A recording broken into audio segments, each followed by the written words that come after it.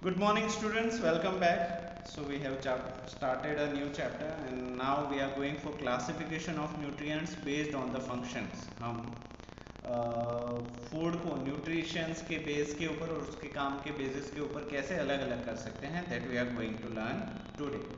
Okay. Okay. Balanced diet we have done. So we are going for this classification. Okay. Based on their functions, nutrients are classified into three groups. उनके काम करने के हिसाब से हम उसको तीन ग्रुप में बांट सकते हैं. एनर्जी गिविंग न्यूट्रिशंस, ऐसी चीज़ें जो हमें एनर्जी देती हैं. They are also called as energy giving foods और energy providers. Energy giving nutrients बोलो, एनर्जी गिविंग फूड बोलो या एनर्जी प्रोवाइडर बोलो, तीनों से ही है. Carbohydrates and fats in our food provide us with energy for all life processes like to move, grow, work, play, think and fight diseases.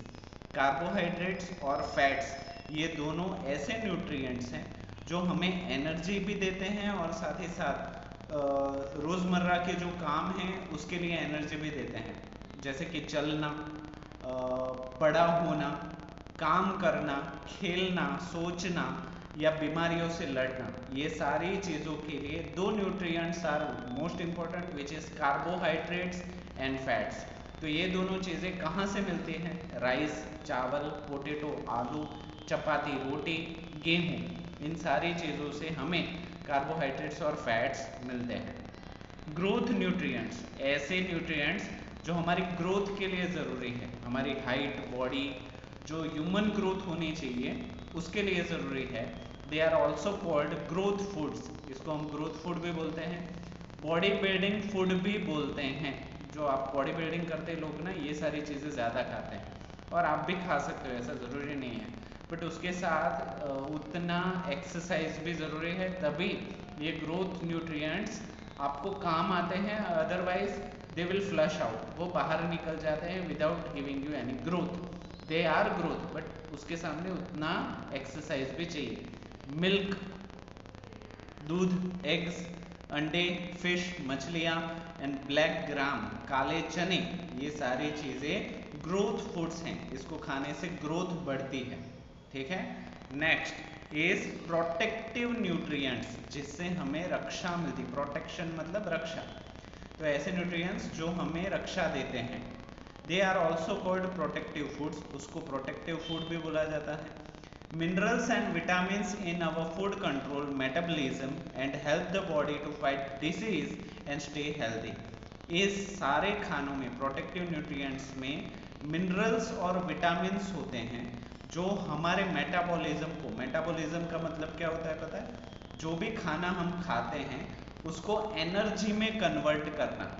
Whatever food we consume, that has to be converted into energy. So that conversion is known as metabolism. अगर आपका metabolism कमज़ोर है तो आप कितना भी खाना खाओ उससे एनर्जी नहीं बनेगी. और कुछ लोगों का मेटाबॉलिज्म बहुत अच्छा होता है कि वो कम खाना खाए फिर भी बहुत एनर्जेटिक होते हैं. ठीक है. तो मेटाबॉलिज्म मतलब खाने को एनर्जी में कन्वर्ट करने की ताकत.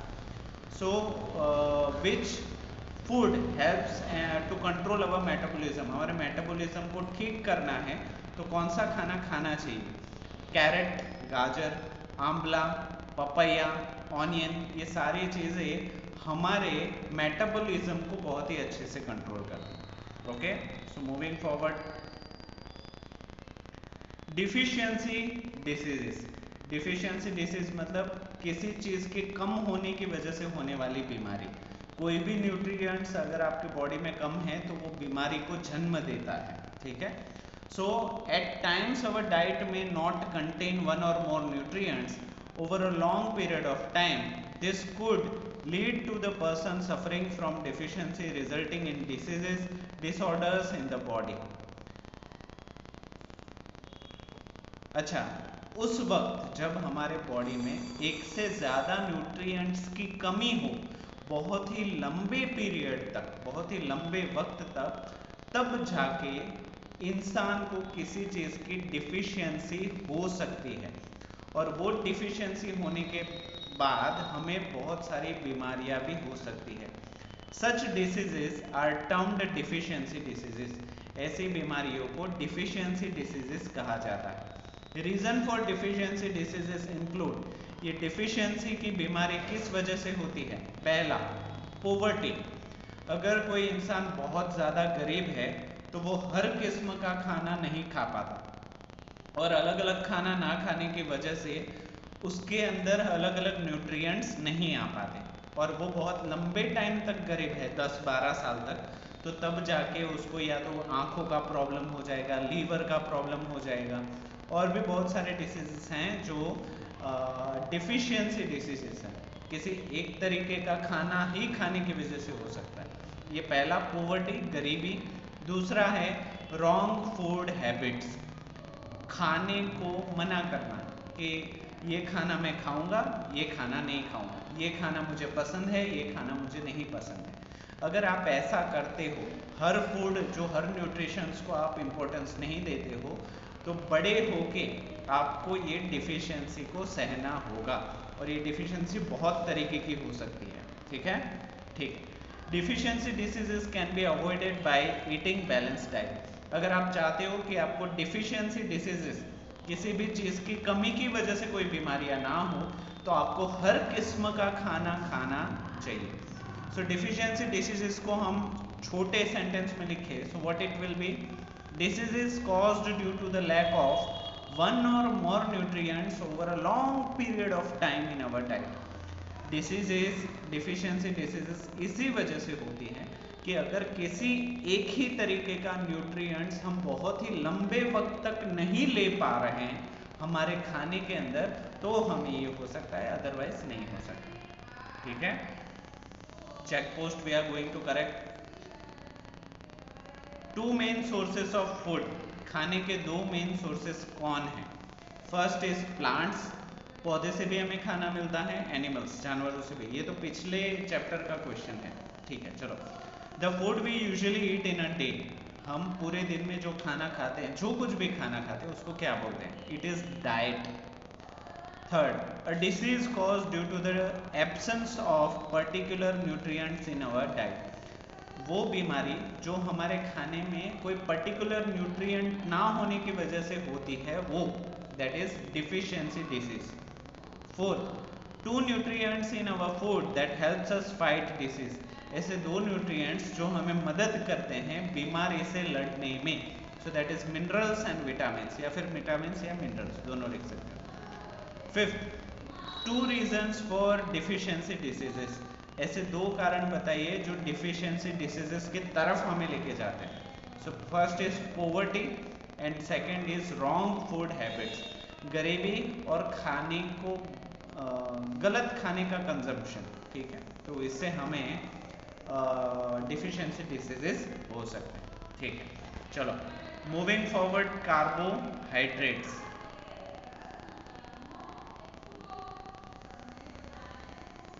Okay, so carbohydrates from a biggest portion of our regular diet, carbohydrates हमारे खाने का बहुत ही बड़ा हिस्सा है।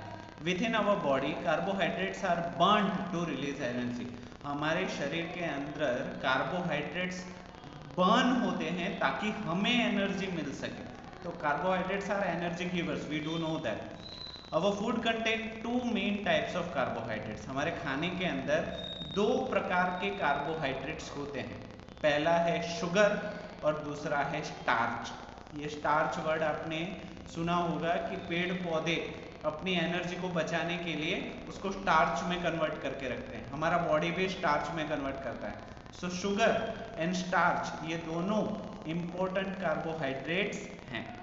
Plants also contain a complex carbohydrate called cellulose, पेड़ पौधों के पास भी कॉम्प्लेक्स मतलब मुश्किलों भरा, तकलीफों वाला, कठिन, डिफिकल्ट, ठीक है, तो पेड़ पौधों के पास भी ऐसा मुश्किल वाला कार्बोहाइड्रेट होता है जिसको हम सेल्यूलोज बोलते हैं, which can not be digested by human beings, और सेल्यूलोज को हम पचा नहीं सकते। इसी वजह से हमें वो पत्ते नहीं खाने चाहिए जिसके अंदर वेन्स हो। आपने लीफ देखे हैं तो लीफ के अंदर वेन होती है, एक मिडरिब होती है और उसके आजू बाजू वेन्स होते हैं, नसें होती हैं पत्तों की। तो ऐसे पत्ते अगर आप खाओगे तो आपको पेट दर्द हो जाएगा। क्यों? क्योंकि वो नसें जो होती हैं, वेन्स जो होती है, मिडरिब होती है, वो सेल्यूलोज की बनती है और सेल्यूलोज एक तरीके का कार्बोहाइड्रेट ही है, बट उसको हम डाइजेस्ट नहीं कर पाते। तो ऐसे पेड़ पौधे खा लोगे गलती से तो आपको पेट दर्द हो सकता है।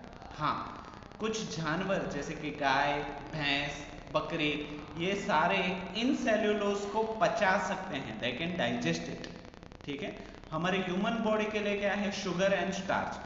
जबकि जानवर को शुगर नहीं खिलाना चाहिए। क्यों? क्योंकि उनके बाल बिखर जाते हैं। ठीक है, तो जानवरों के लिए शुगर अच्छा नहीं है, हमारे लिए सेल्यूलोज अच्छा नहीं है। ठीक है, ओके। शुगर्स की बात करते हैं। दे आर सिंपल कार्बोहाइड्रेट्स, वो बहुत ही सिंपल होते हैं carbohydrate. They provide us with instant energy, और शुगर खाने से हमें तुरंत ही एनर्जी मिलती है। शुगर ये जो फ्रूट से मिलता है शुगर, और जो हम चाय में डालते हैं वो शुगर थोड़ा सा अलग होता है। ओके, सोर्सेस हमें शुगर्स कहाँ से मिलते हैं? फ्रूट्स लाइक एप्पल्स, एप्पल से मिलेगा, बनाना से मिलेगा, grapes, strawberry, table sugar, sugar cane, honey, ये सारी जगह से हमें शुगर मिल सकता है। अगर हम स्टार्च की बात करें तो it is a complex hydro carbohydrate, ये थोड़ा सा कॉम्प्लेक्स होता है। अनलाइक शुगर, शुगर की ना तरह starch releases energy at a slower rate. In starch जो होता है वो धीरे धीरे एनर्जी देता है। तो स्टार्च जो है वो आपका स्टेमिना बढ़ाता है, और शुगर जो है वो आपकी एनर्जी बढ़ाता है। स्टेमिना मतलब किसी चीज़ को लंबे वक्त तक करना, जैसे कि आप पुशअप कर रहे हो, ठीक है, तो पुशअप आप 5 पुशअप तेजी से करो वो शुगर की वजह से, पर 500 पुशअप धीरे धीरे करो वो स्टार्च की वजह से। स्टार्च धीरे धीरे एनर्जी को रिलीज करता है। सोर्सेस राइस, चावल से, ब्रेड, वीट, मेज, पोटैटो, इन सारी चीज़ों से हमें स्टार्च मिलता है। How do you know that a particular food contains carbohydrates in it? अच्छा, स्टार्च होता है शुगर केन के अंदर भी होता है, एप्पल के अंदर भी, राइस, ब्रेड, इन सारे के अंदर होता है, पर हमें कैसे पता चलेगा कि कौन से खाने में कौन सा कार्बोहाइड्रेट है? A simple food test will help you to find out this. सिर्फ उसके स्वाद से ही आप पता कर सकते हो कि उसके अंदर शुगर है या उसके अंदर स्टार्च है। देखते हैं कैसे। ठीक है, एक्सपेरिमेंट है, उसको हम स्कूल में जब आप आ जाओगे तब करेंगे, क्योंकि स्कूल में ही ये एक्सपेरिमेंट पॉसिबल है, घर पे तो है नहीं। So we are skipping the experiment. No sugar content, low sugar content, medium sugar content, experiment 2, इसको भी हम स्कूल में, experiments we are going to do in school now onwards, क्योंकि क्या घर पे एक्सपेरिमेंट आप कर नहीं सकते, स्कूल में लैब में ही करने पड़ेंगे। ओके, ठीक है, 2 लीटर एंड 2, तो इसी एक्सपेरिमेंट से पता चलेगा कि शुगर है या स्टार्च है। ठीक है, देखो ये सेकंड एक्सपेरिमेंट स्टार्च का है और ये फर्स्ट एक्सपेरिमेंट शुगर का है। Whenever you come to school, you can ask me, sir ये दोनों experiment we want to know, so please teachers कि ये कैसे होता है। Okay, so we are skipping the experiments and moving forward. Too little or too much carbohydrates in our diet. बहुत ही कम carbohydrates लेना या बहुत ही ज़्यादा कार्बोहाइड्रेट्स लेने से क्या फ़र्क पड़ता है?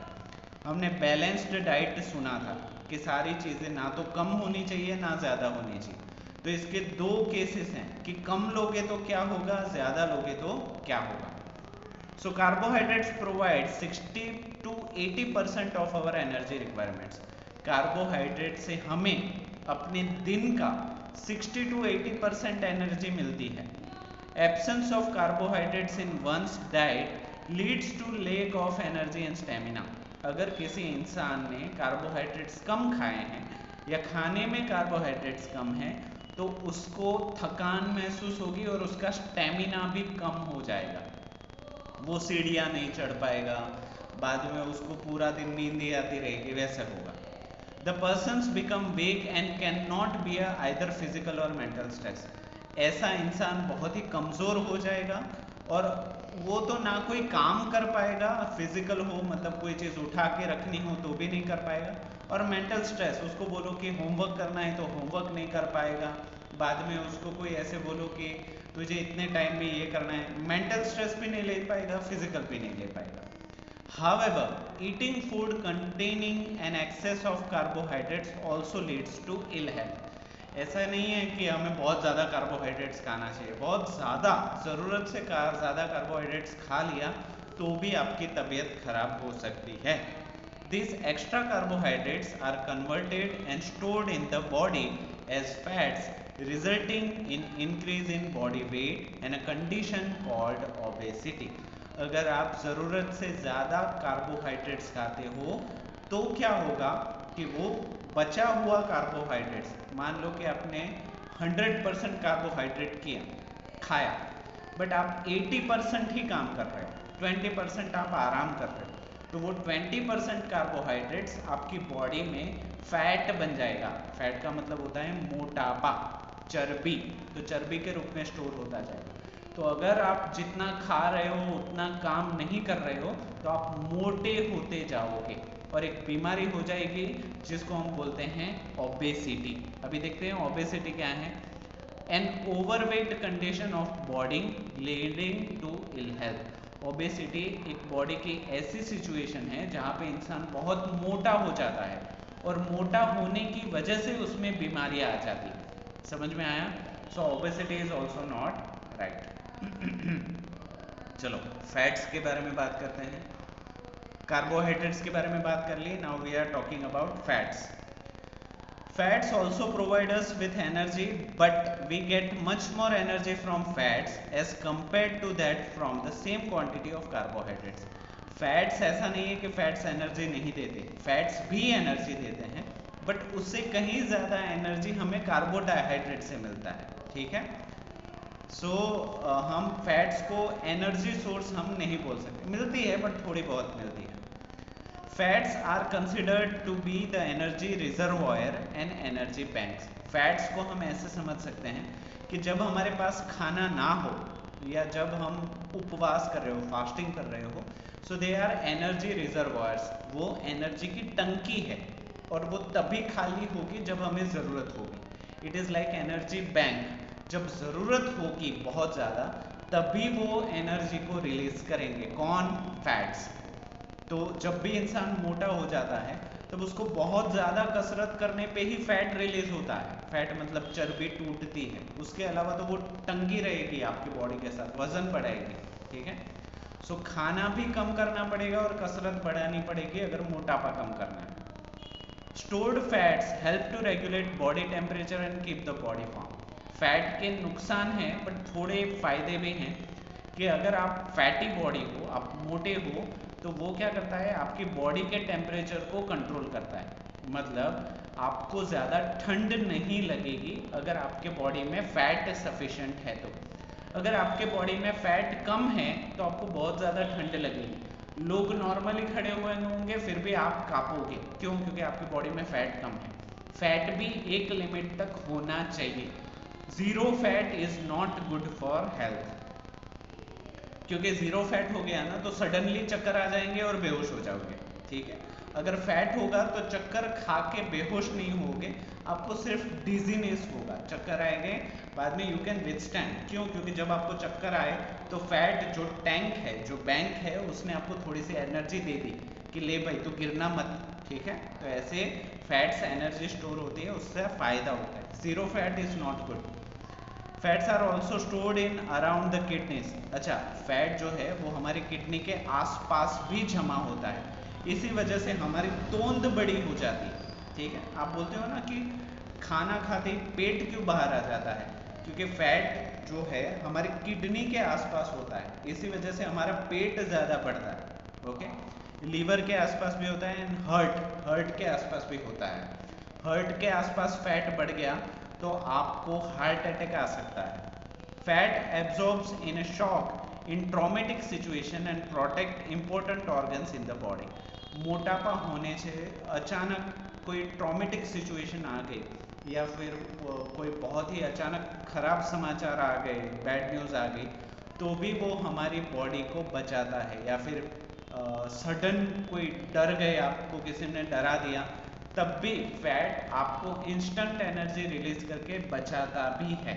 ठीक है, सो फैट एक्सेसिव अमाउंट में बुरा है, लिमिटेड अमाउंट में अच्छा है। ठीक है, now one note is given over here, calories are unit of energy.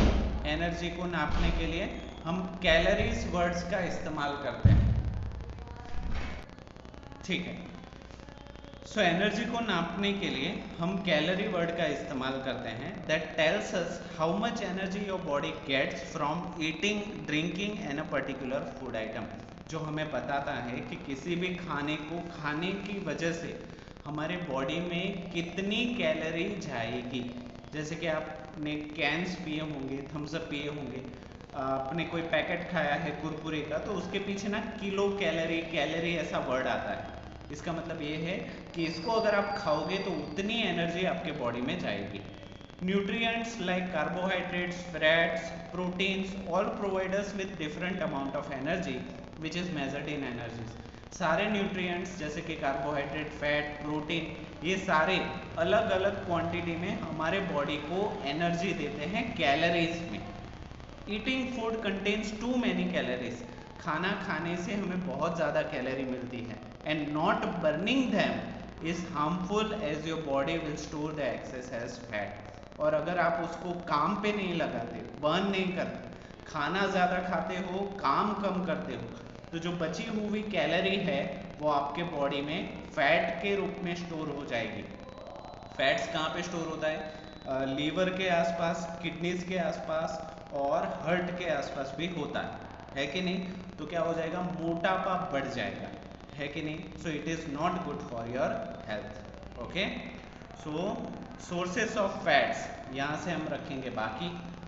Okay, we will continue in next class from sources of fats. What you need to do, आप सभी को पता है, यहाँ तक चैप्टर को ट्वाइस लर्न करना है, रीड अलाउड करना है, जोर से पढ़ना है। ओके, तो आज के लिए इतना ही। आई होप सारी चीज़ें आपको समझ में आई होगी। So thank you so much for watching the complete video.